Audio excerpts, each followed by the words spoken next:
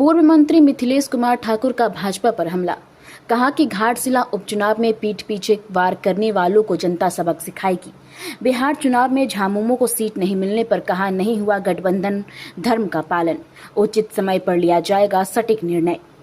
पूर्व मंत्री और झारखंड मुक्ति मोर्चा के नेता मिथिलेश ठाकुर ने कहा कि पीठ पीछे वार करने वाले लोगों का चरित्र पूरी झारखंड की जनता के सामने उजागर हो चुका है और घाटशिला विधानसभा क्षेत्र की जनता ऐसे लोगों को उपचुनाव में सबक सिखाएगी।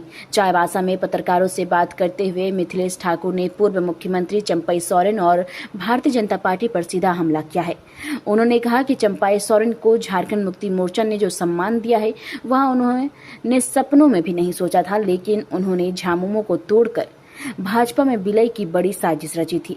श्री ठाकुर ने कहा कि भारतीय जनता पार्टी उन्हें टोप समझाकर अपने साथ लाई थी, लेकिन वह फेल हो गए।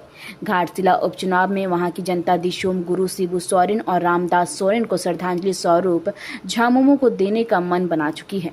धन बल पर जन बल भारी पड़ेगा और विपक्ष के प्रत्याशियों की जमानत जब्त हो जाएगी।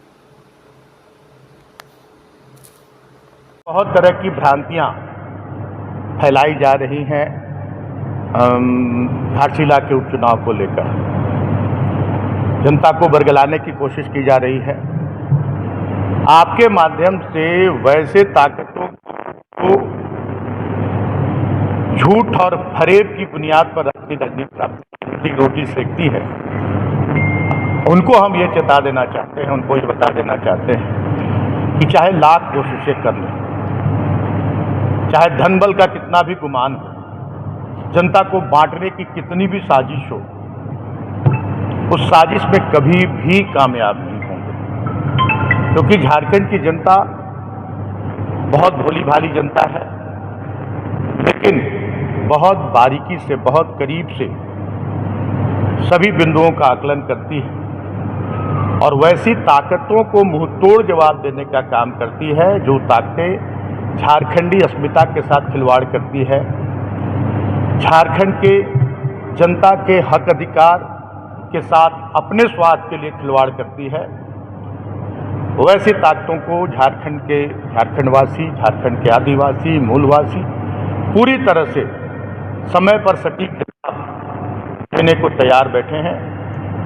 आपने इशारा समझ लिया होगा कि जो लोग धोखेबाज प्रवृत्ति के लोग हैं, जो पीठ पीछे वार करते हैं, उनका चरित्र अब पूरे झारखंड में उजागर हो चुका है और घाटशिला की जनता उन्हें सबक सिखाने का काम करेगी। मेरा तात्पर्य हमारे आदरणीय चंपई सोरेन जी की तरफ है। मेरा इशारा उन्हें जो सम्मान झारखंड मुक्ति मोर्चा ने दिया, शायद वो सम्मान वो उन्होंने सपनों में भी नहीं सोचा था। और हमारे केंद्रीय अध्यक्ष और मुख्यमंत्री हेमंत सोरेन जी जब जेल की सलाखों के पीछे थे, उन्होंने एक साजिश रची, बड़ी साजिश रची। झारखंड मुक्ति मोर्चा को तोड़कर और भाजपा में विलय की। समय रहते हमारे केंद्रीय अध्यक्ष को इसकी जानकारी मिल गई और जो आचरण उन्होंने दिखाया, ये पूरे राज्य नहीं पूरे देश को शर्मसार करने वाला था। कितना बड़ा सम्मान जिस पार्टी ने दिया, उस पार्टी के साथ जो धोखेबाजी उन्होंने की, जनता ने इसको दिलो दिमाग पर बिठा कर रखा। और मैंने पहले भी अपने जो विधानसभा के चुनाव हुए, विधानसभा के चुनाव के पहले जितनी भी मीडिया से संवाद हुआ, जिन भी मीडिया बंधुओं से बात हुई, सभी जगह मैंने ये बात कही थी कि चंपाईदा अगर अपनी सीट बचा लेते हैं तो यही बहुत बड़ी बात होगी, उनके लिए सबसे बड़ी उपलब्धि होगी। और परिणाम सामने है। किसी तरह अपनी सीट बच गई, बाकी सभी सीटों पर भारतीय जनता पार्टी को मुंह की खानी पड़ी।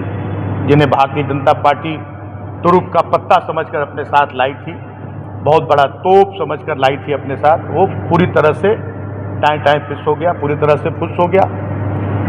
और घाटशिला में आज हमारे बीच दिशोम गुरु शिबू सोरेन जी नहीं हैं, जिन्होंने इस राज्य का निर्माण कराया और राज्य की जनता अंतिम पंक्ति के लोगों को शान से जीने का हक दिलाया। और उसके साथ साथ स्वर्गीय रामदास सोरेन जी, जो एक बहुत बड़े झारखंड आंदोलनकारी और कर्तव्यनिष्ठ ईमानदार नेता के रूप में जिनकी छवि, सीधे साधे सरल स्वभाव के नेता के रूप में जिनकी छवि थी, आज वो हमारे बीच नहीं है। तो घाटशिला की जनता इस बार के उपचुनाव में अपना वोट विश्वगुरु शिबू सोरेन जी को श्रद्धांजलि स्वरूप और स्वर्गीय रामदास सोरेन जी को श्रद्धांजलि स्वरूप और रामदास सोरेन जी की जो अधूरे सपने रह गए उसको पूरा करने की जिम्मेदारी उनके बेटे सोमेश सोरेन के कंधों